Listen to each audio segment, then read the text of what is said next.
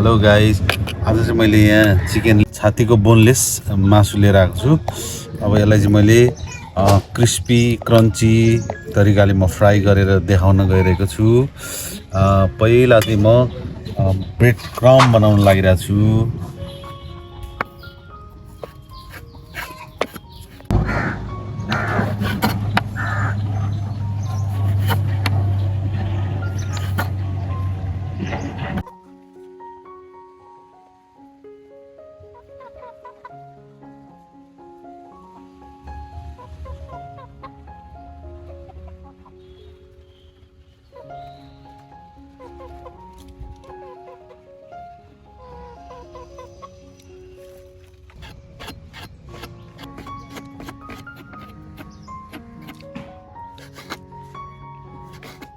Guys, यो bread क्रम्बको लागि अघि रेडी भइसक्यो।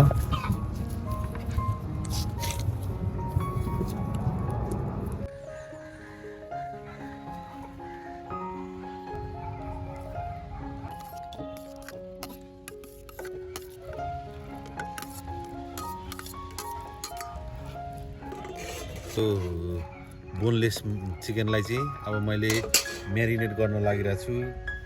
अब नुन चाहिँ यसो आफूलाई आवश्यकता अनुसार अलिकति बेसार राखेँ,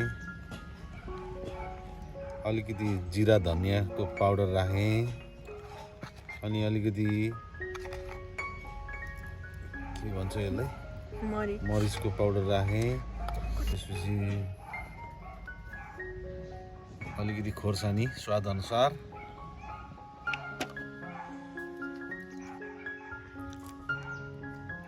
एक चम्चा सोया सस,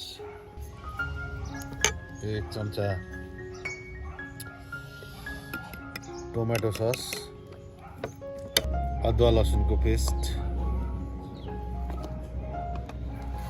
अब यसलाई म मेरिनेट गर्छु।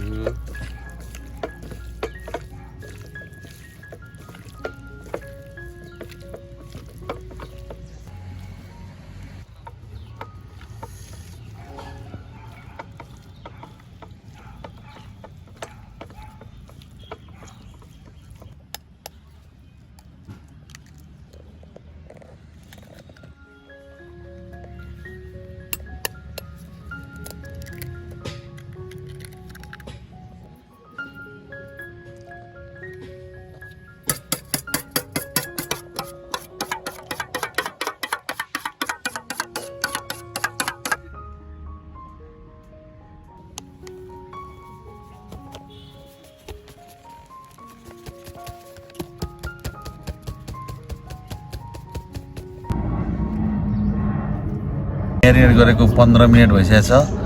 अब हामी फ्राई गर्ने प्रोसेसमा छौँ। यहाँ मैले कर्नफ्लोर लिएको छु, यहाँ अन्डा फिटेको छु, यहाँ ब्रेड क्रम्ब छ। अब यसलाई मैले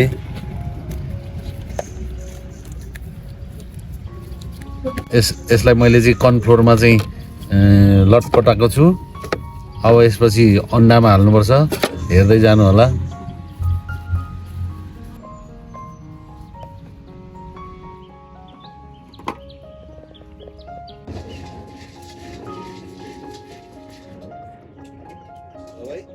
हाम्रो तेल तातिसकेको छ। अब हामी जाँदैछौँ फ्राई गर्नलाई। यो अन्डामा फिटेको छ। अन्डामा फिटेपछि ब्रेड क्रम्बमा यसरी मिक्स गर्ने।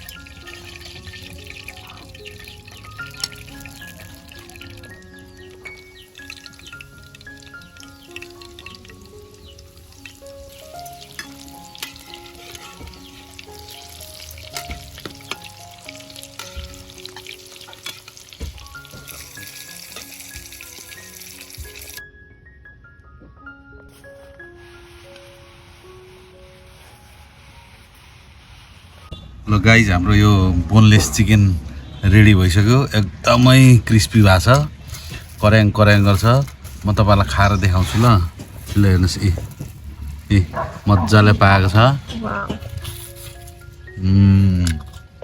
वाउ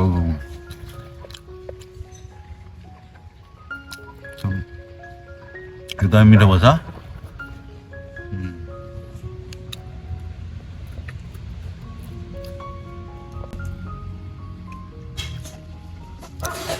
गाइज यहाँहरुले भिडियो अन्त्यसम्म हेरेर साथ दिनुभयो यहाँहरुलाई धेरै धेरै धन्यवाद हाम्रो भिडियोहरु यहाँहरुलाई मन पर्यो भने प्लिज लाइक कमेन्ट शेयर र सब्स्क्राइब गरिदिनु होला थ्यांक यू नमस्ते